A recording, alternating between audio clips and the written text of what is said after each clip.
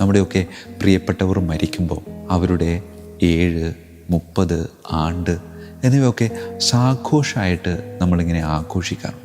ചില സമയത്തൊക്കെ സങ്കടത്തോടുകൂടെ ഞാനിങ്ങനെ നോക്കി നിന്നിട്ടുണ്ട്. പലപ്പോഴും തങ്ങളുടെ പ്രിയപ്പെട്ടവർ വേർപിരിഞ്ഞു പോയി അവരുടെ 7 അല്ലെങ്കിൽ 30 ആഘോഷിക്കുമ്പോൾ ഒരു പക്ഷേ അപ്പനായിരിക്കാം വേർപെട്ടു പോയിരിക്കുന്നത്. അപ്പോൾ മകൻ അല്ലെങ്കിൽ മക്കളൊക്കെ ഒരുമിച്ച് കൂടി ഈ അപ്പൻ്റെ 30, 7 ഇങ്ങനെ ആഘോഷപൂർവമായിട്ട് ആചരിക്കുമ്പോൾ പലപ്പോഴും ദൈവാലയത്തിൻ്റെ ഉള്ളിൽ നടക്കുന്ന ഈ വിശുദ്ധ ബലിയർപ്പണത്തിൽ മക്കളൊക്കെ പങ്കെടുക്കാൻ പറ്റാതെ അവർ ഈ 7 കൊടുക്കേണ്ട അല്ലെങ്കിൽ 30 കൊടുക്കേണ്ട ഭക്ഷണത്തിൻ്റെയൊക്കെ പിന്നാലെ ഇങ്ങനെ ആലപാഞ്ഞ് നടക്കുമ്പോൾ സങ്കടപ്പെട്ട് നിൽക്കുന്ന ഈ അപ്പൻ്റെ ആത്മാവിനെ അവർ വീണ്ടും വീണ്ടും സങ്കടപ്പെടുത്തുകയാണെന്ന് ഈ കാറ്റലീന റീവായുടെ ദർശനത്തിലൂടെ നമ്മെ ഓരോരുത്തരെയും ബോധ്യപ്പെടുത്തുന്നുണ്ട്. അതുകൊണ്ട് പ്രിയമുള്ളവരെ, വേർപിരിഞ്ഞു പോയവർക്ക് കൊടുക്കാവുന്ന ഏറ്റവും വലിയ സമ്മാനം എന്ന് പറയുന്നത് പ്രാർത്ഥനയാണ്. ഏറ്റവും വലിയ പ്രാർത്ഥന അത് വിശുദ്ധ ബലിയാണ്.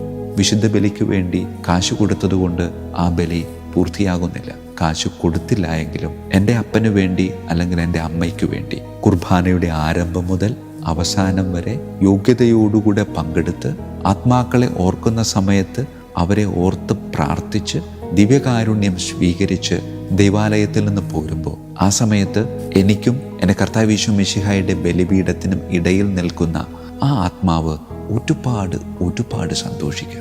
കാരണം എന്താ? ആ ആത്മാവ് സ്വർഗത്തോട് കുറച്ചുകൂടെ അടുത്തു. എങ്ങനെ?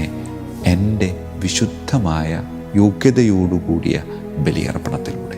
അതിനാൽ പ്രിയമുള്ളവരെ, ഈ നവംബർ മാസത്തിൽ മാത്രമല്ല, എപ്പോഴൊക്കെ നാം ദൈവാലയത്തിൽ പോയി വിശുദ്ധ ബലി അർപ്പിച്ച് പ്രാർത്ഥിക്കുന്നുവോ അപ്പോഴൊക്കെ നാം നമ്മളുടെ പ്രിയപ്പെട്ടവരെ ഓർത്ത് പ്രാർത്ഥിക്കാൻ മറന്നു പോകരുത്.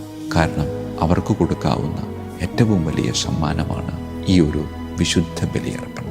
അങ്ങനെ വിശുദ്ധ ബലിയർപ്പണത്തിലൂടെ എൻ്റെ പ്രിയപ്പെട്ടവരെ ഓർത്ത് അവരെ വിശുദ്ധരാക്കാനുള്ള സഭ എനിക്ക് നൽകിയിട്ടുള്ള അസാധാരണമായ ആ ഒരു കർത്തവ്യം യോഗ്യതയോടുകൂടെ ഉൾക്കൊണ്ടുകൊണ്ട് ആ കർത്തവ്യം വേണ്ട രീതിയിൽ ഉപയോഗിച്ച് എൻ്റെ പ്രിയപ്പെട്ടവരെ വിശുദ്ധരായിട്ട് നമുക്ക് പ്രഖ്യാപിക്കാം. ദൈവം അതിന് നമ്മെ ഓരോരുത്തരെയും സമൃദ്ധമായി അനുഗ്രഹിക്കട്ടെ.